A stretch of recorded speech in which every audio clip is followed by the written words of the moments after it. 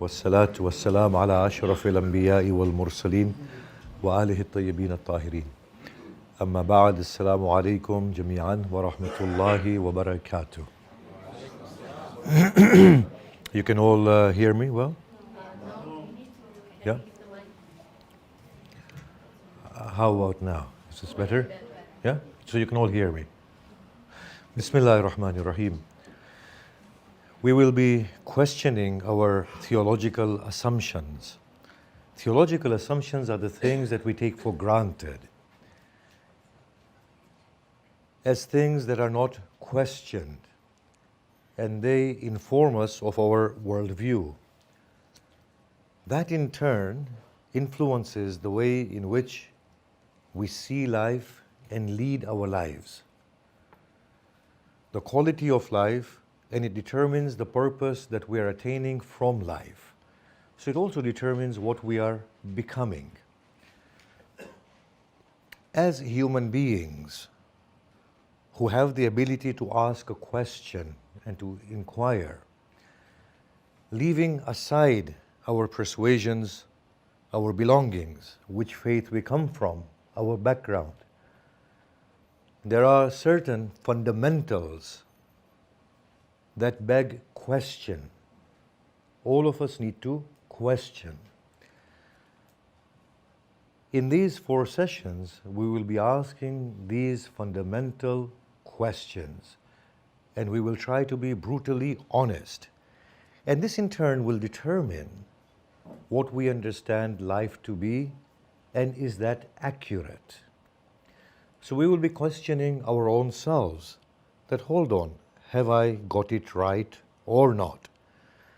This inquiry in itself requires a person to be in a state of surrender to the truth. If I can put it differently, the state of surrender to the truth means to be in the state of Islam, surrendering to the truth, preferring the truth beyond my conception and understanding of it. How is it within its own self, beyond my understanding of how it is till the present day? In that sense, every individual on the face of this earth is the same. If anyone can surrender genuinely to the truth or the inquiry of the truth, then they are on the same pedestal. There is no distinction between one and another. With that then, we will question certain fundamental assumptions that are there within the minds of the faithful, regardless of their persuasion, whether they are Muslims in the formalistic sense, Christians, Jews, or belong to the Abrahamic faiths, or if they are Hindus, Buddhists, or whatever persuasion they may be of. So Abrahamic and beyond Abrahamic. So basically, a faithful, a person who subscribes to the existence of God, and through God, a purpose-filled life, and something that needs to be attained for a post-mortemic life, or a life beyond this phase of life.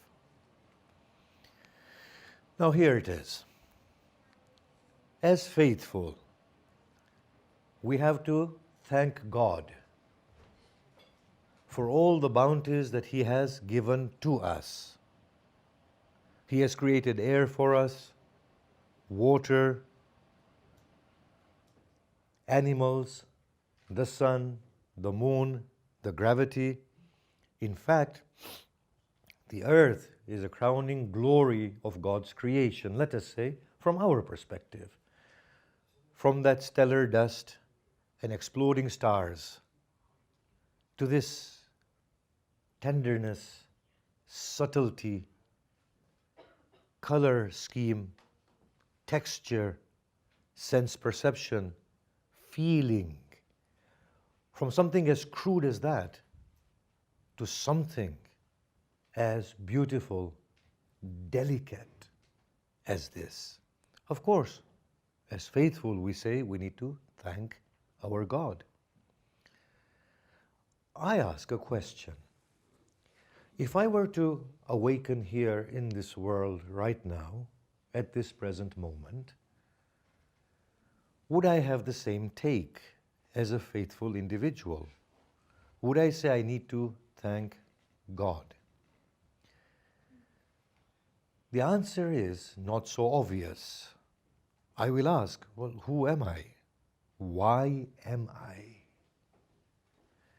Before I can thank God, this has to be seen as a bestowal. Then I ask another question, is this a bestowal? Is this a favor? For it to be a favor, surely I need to have wanted a favor.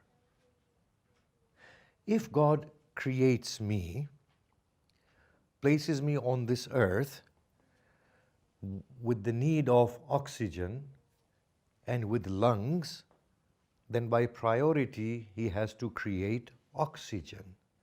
Is that a favor? If he creates a need inside me and then supplies that need for me to then have oxygen through which the lungs can breathe, expand, inhale, and breathe out, is that a bestowal? Is that a favor? If he has created me in need of sunlight and heat, and then he creates a sun, is that sun a bestowal? If he requires me to be pinned to the earth, then is gravity a bestowal? I ask myself, there is no recollection in me of wanting a favor. That's the first thing. The second thing is, a believer's perspective is this, that I have been created. And the meaning of creation within the mind of the believer is that from non-existence something has come about. If that is the case, then it means that I wasn't anything that could have demanded or could have made a choice. If that is the assumption, then is this world at all a favor, a bestowal? Let us take it differently. And we are going to make it more complex. But going into it with a very mild example that we can all relate to. Another one of our assumptions is, derived from the Quran and culture, from the cradle and religion, is that we need to thank our parents for all the sacrifices that they have given. No one should question this. But upon examination, it might reveal a different story altogether. If my mother has carried me within her womb for 9 months, then has that not been through her own invitation?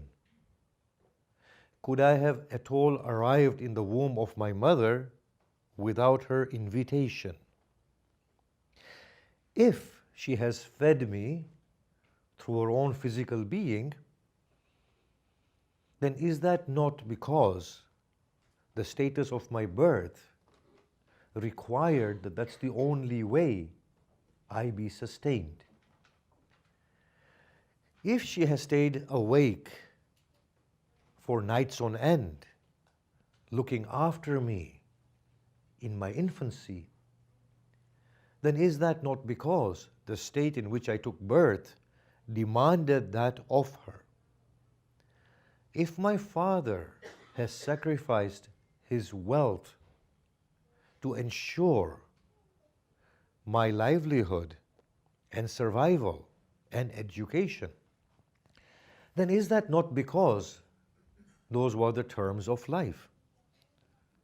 Should I be thanking them for any of this? Now we flip the question, totally. Flip the discussion. Can I not point a finger of blame at God and say to God, "You are a callous God. You're not worthy of being God at all. How can you play such a game with me? You are not a merciful God. If anything, you're a sadistic God. You create me. The meaning of creation is that I wasn't, then I am. You haven't asked me. You put me into this world with so many needs. Then you cater for those needs, and then you say they are bestowal. When I look into this world of 7 billion people, most of them are suffering. They are killing each other. They are starving. How can this be a bestowal? It's a hellhole. Why should I thank you? In fact, don't you think you should be thanking me for not cursing you? This is not funny. It requires thought, deep thought. Yes? Are you worthy of being God at all? Shouldn't you be executed fully so that nobody worships a God like you, so that in the future you don't make such blunders with others? And then look at the world that you have created. And this is the world of a Muslim that I'm going to describe. The best analogy that I can draw for the world of the Muslim is this, that we find ourselves inside a room. That room has 100 doors. Behind 99 doors, there are booby traps, or booby-trapped 99 doors. Yes? There is one door that leads to safety. There are 99 chances that I'm going to get it wrong and be damned totally. By chance, I open the right door. Because of course our worldview is that everybody is going to be damned and going to hell. Yes, this is what the faithful thinks, and all of them. And then when I walk through that one door, I'm faced with another room with 1,000 doors, in which 999 lead to damnation, and one is safe passage to the next realm. Let us invoke our spiritual literature in this regard. Imam Sajjad Salamullah alayhi states in one of his supplications, "O Lord, had it not been for the remembrance of that, that in itself would have made life unpleasant and rid life of its pleasure and made it unbearable. But what may I say, when what comes after that," sorry, he said, had it not been beyond the remembrance of death, that death and its recollection would have made life an unbearable task. But what may I say, when that which comes after death makes death a pleasing alternative. So that which is going to come after death is far worse than death. And that in itself rids life of the pleasure of life. This is our spiritual literature. So that's the analogy I construct. So now I ask God, how can this world be a bestowal by any stretch of the imagination? First, I have not asked you. Second, you have created me with all these needs. Then by priority, you had to supply these needs. Then I see the perils of this life, and then you expect me to thank you for it. Any sane man would not opt to be in such a world. That's the first problem. I need us to think about that. So I ask my parents, either through your lust or through your selfish want, you wish to see your reflection for your worldly pleasure in your laps. You brought me here. You are subjecting me to an unbearable life with so much insecurity, anxiety, fear, physical pain, competition. This life is not a comfortable place to be in. Then you knew what you were taking on board. You knew a fetus will develop into a baby. It will feed through your womb. It will feed on you. You knew this. After giving me birth, you knew I have no teeth. That's the only means of sustenance. You knew the pains of growing up. You took a very calculated decision. In all of this, where is a bestowal? Where is a favor? All you have done is supplied the need that you knew would exist. On top of that, you didn't ask me. I have a favor on you that I am a decent human for not cursing you and condemning you. Shouldn't you be thanking me for not condemning you? That's the first thing we need to ask. It's made more complex by what we are going to say now. With a believer, they have an understanding of God, in which their God has foreknowledge, immediate and foreknowledge. Their God knows what is being done at every instance in the absolute present. Their God is also aware of what is going to happen. That's not about it. It gets more complex. What God knows must come to pass. Nothing can defy the knowledge of God. If nothing can defy the knowledge of God, then what that means is, before initiating me, He knows very well whatever I'm going to do. I'm going to make this a little bit more complex. On the day of Qiyamah, God talks with the prophets, and Isa in particular, and the people who are going to hell and heaven, and relates and narrates their conversation on the day of Qiyamah at present. So the Quran is revealed upon the Prophet 1400 years ago. But it has the conversation that Allah is having with Isa in the present. What does that mean?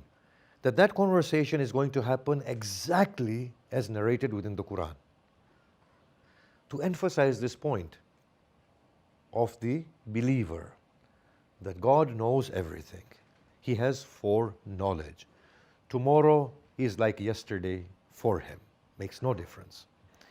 So he knows everything, has foreknowledge.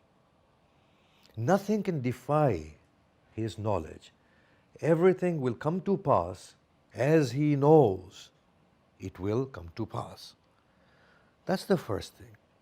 The second thing is, nothing happens without his consent. This is another part of the believer's worldview and assumption. I ask a question. Therefore, he brings me into this world, knowing full well what I'm going to do. I cannot do anything contrary to what he knows I will do. Then he punishes me for it and rewards me for it. Of course, there are other questions stemming from here of freedom, of choice, and a determined state or a closed circuit in which there is no scope to maneuver. Does that appear to be an acceptable position? Is God that meaningless? Is there no more to life than this, that He knows what we will do? We come into this world just to play out everything that He knows that we will do, and then at the end of the day, He rewards us and then He punishes us. Then we ask a further question and examine a further assumption. God rewards and God punishes. But I ask here a question. What is the meaning of reward and what is the meaning of punishment? Within the mind of the believer, reward means that they go into a place where there are many trees, many fruits, many gardens, many rivers, and many spouses, and many servants. many horses, so on and so forth. And that is a reward, a place in which they will not die again because they've already tasted death. And punishment is a place in which they will be burning. And as soon as their skins peel off, they will have new skins. I ask here a question, that is that really a reward or a punishment? In that case, to be owning the Buckingham Palace and acres of land with many horses and servants, provided that we can arrest the aging gene, then that ought to be paradise. And being in a dungeon somewhere, or being a captive of some godless torturer, would be hell. Is reward and punishment this meaningless? If so, then I ask another question. That if you were to place 5 people within Buckingham Palace and 5 people within a dungeon of a merciless captive, are they all understanding the 2 places in the same way? There is a person who takes great comfort in solitude, in contemplation, in remembrance of Allah. The Buckingham Palace, with all its servants and horses and foods, constitutes distraction for that sort of a person. It is not a reward. Another person is terribly in love with his mother. And then there is a mother who is absolutely in love with her child. If you were to put these 2 at the exclusion of the mother and the child, Buckingham Palace would appear meaningless for them. If you were to put them inside a hut, but give them back their mother and their child, it will be more than whatever a Buckingham Palace could be for them. Is that really reward? We have a common thug and a noble man, both in a dungeon. The common thug feels the physical pain. The noble person is oblivious to the physical pain.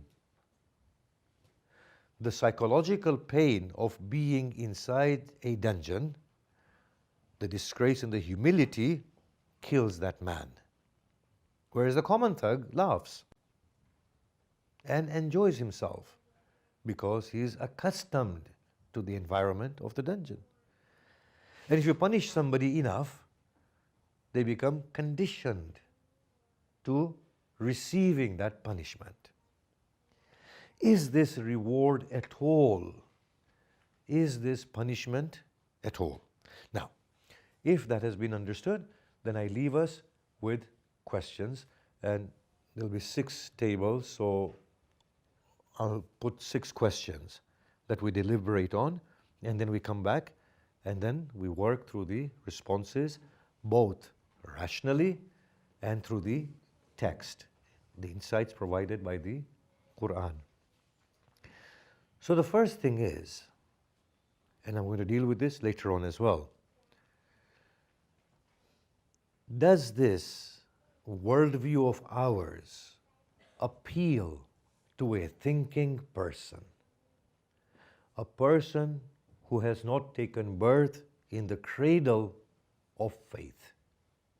It's an impossible scenario because we all have to take birth within the cradle of religion and culture.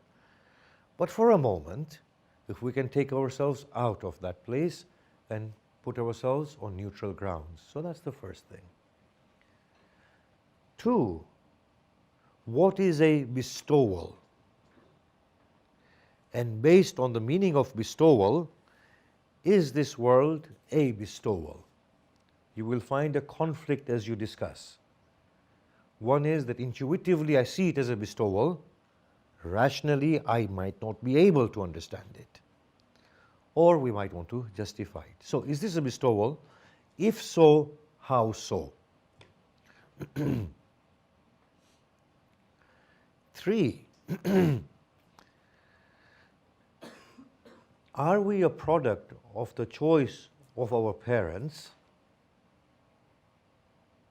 or are our parents compelled to bring us into this world because of our own choice? If we can see it both ways, it determines how we understand the favors of parents. There are 3 questions so far. 4, does God really know what is going to happen? If so, can we defy His knowledge? That's the 4th one.